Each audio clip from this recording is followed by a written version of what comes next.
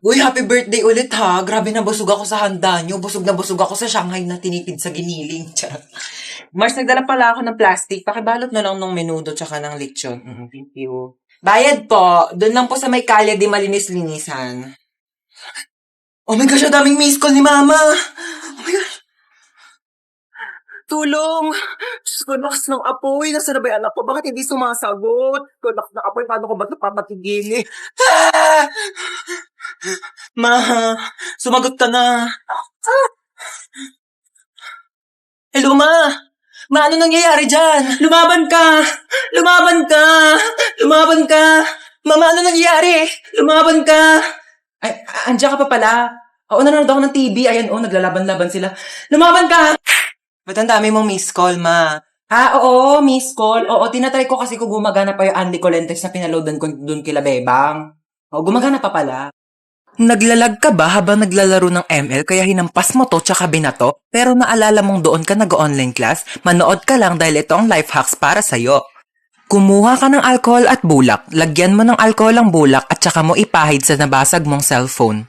Kumuha ka ng plastic at saka mo ishoot dito ang nabasag mong cellphone. Tupiin mo lang ang plastic kagaya ng ganito.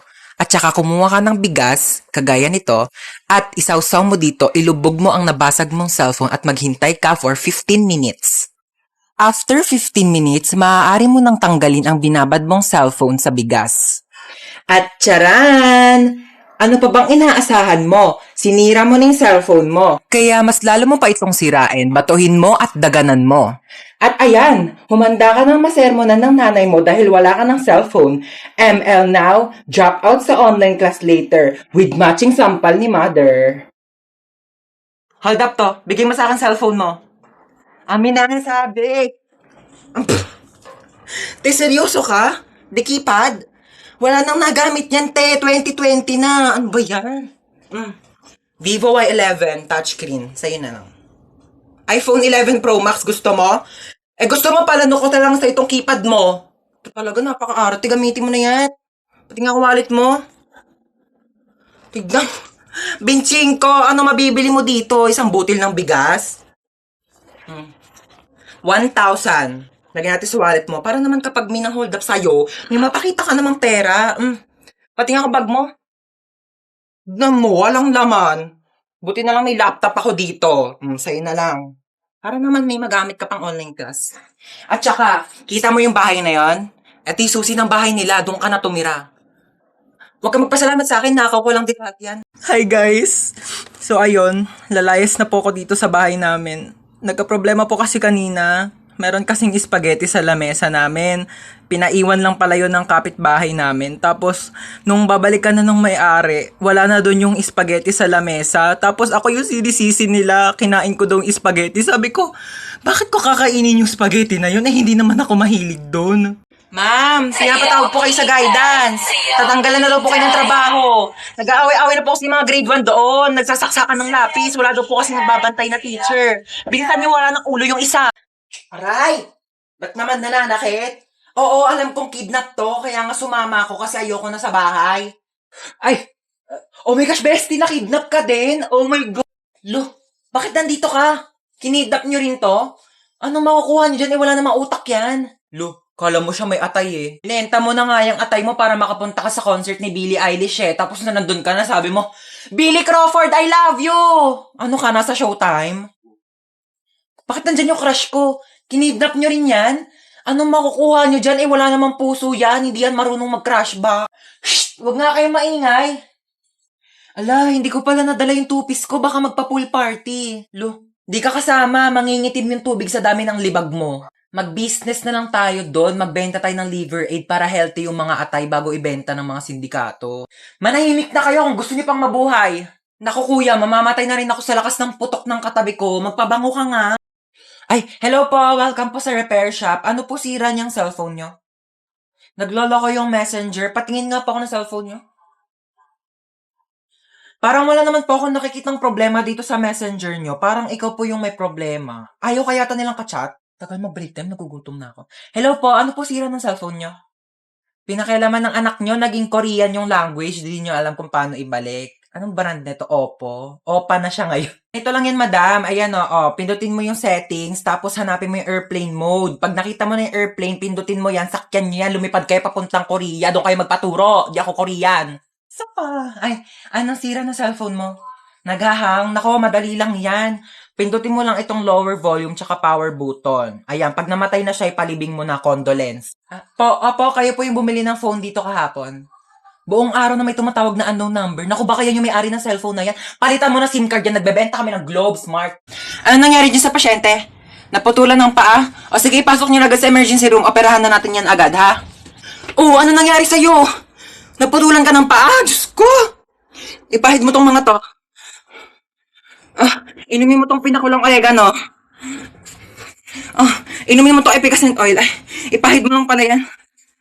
Dahon. Dahon. Eto sukli mo, be. Thank you po. Hala, sobra ng piso yung sukli. Ibalik mo na yung sobrang piso sa tindera. Naku, wag mo nang ibalik yan. Piso na lang naman na yan. Ibabalik mo pa. Alam mo, kahit piso lang yan, malaking bagay na yan sa tindera, kaya ibalik mo na. Alam mo, kahit saan ka pumunta, may mapupulot kang piso sa daan, tsaka wag kang magmalinis, kala mo naman hindi ka kumupit ng piso sa nanay mo pagtulog.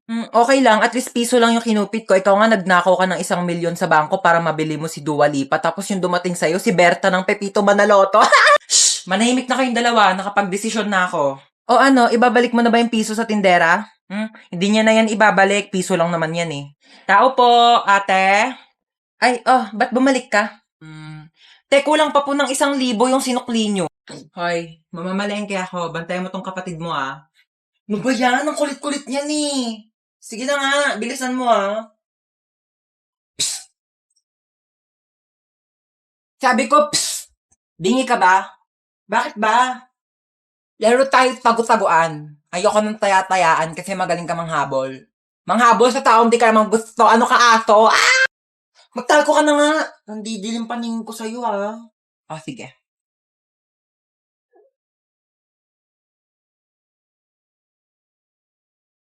Tao po.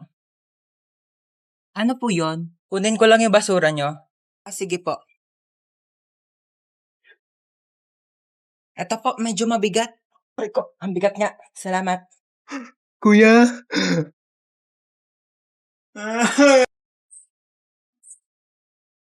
Ayun, buti na lang bukas pa kayo. Ay, hindi po. Nagliligpit na po ako kasi magsasara na kami within 5. Meron kayong pizza dito? Malamang pizza shop to. Magsasara na po kami maya-maya, kaya nga po nagliligpit na ako. Tsaka wala na rin po kasi kaming paninda. Ha? Ba't nakalagay doon 9 p.m. pa yung closing nyo? Gusto nyo subukan kayo sa manager nyo, ayaw nyo mag-entertain ng customer. 9 p.m. nga closing namin, kaya nga nagliligpit na kami. 9 p.m. closing nyo. 8:59 pa lang. Customer is always right. O sige, pero wala na kaming mainit na pizza kasi nilagay na namin sa ref kasi nga pauwi na nga kami. So ano, yung customer yung mag-a-adjust, papakainin mo ko ng tira-tira. Lutuan mo ko ng bagong pizza, gusto ko yung mainit. Ngayon na. Ito na po yung pizza nyo. Yung... ba't walang drinks? Di ba matik na yun? Di ba kayo tinuruan ng manager nyo? Siyempre, pag may solid, may liquid. Gusto mo gawin kitang gas para kompleto na solid liquid gas? Papakulan kitang gas na mag-evaporate ka. Hoy, magpaliwanag ka nga sa akin. Tumawag yung teacher mo, nagsa-cellphone ka daw habang nasa klase. Sino ka-text mo? Seryoso ka? Tinatanong pa ba yan? Ano, magpapalusot ka na naman? Huling-huli ka na nga? Malamang text ka ng text sa akin habang nasa school ako, tapos pag di kita re-replyan, tatadtarin mo ko ng call. Malamang, may karapatan ako i-text yung anak ko para kamustahin yung lagay niya sa school.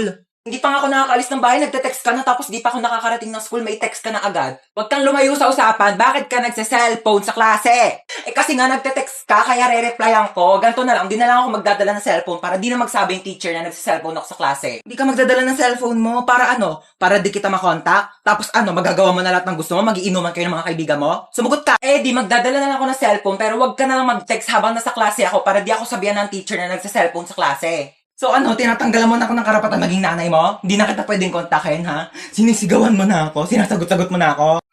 Ite-text ko na lang sa'yo! Es rappelt im Karton, es rappelt im Karton. Oh my gosh, nakaka...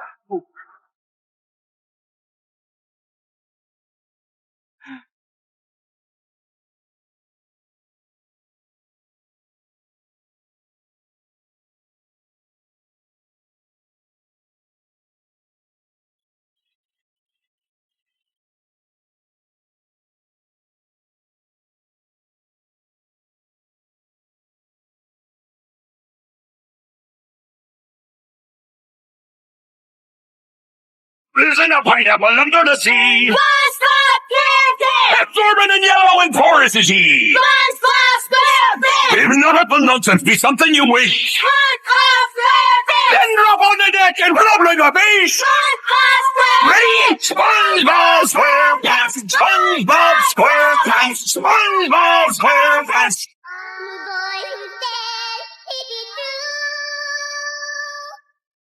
Oh no, oh no, oh no, no, no, no, no. Oh no, oh no. I'm a boy who said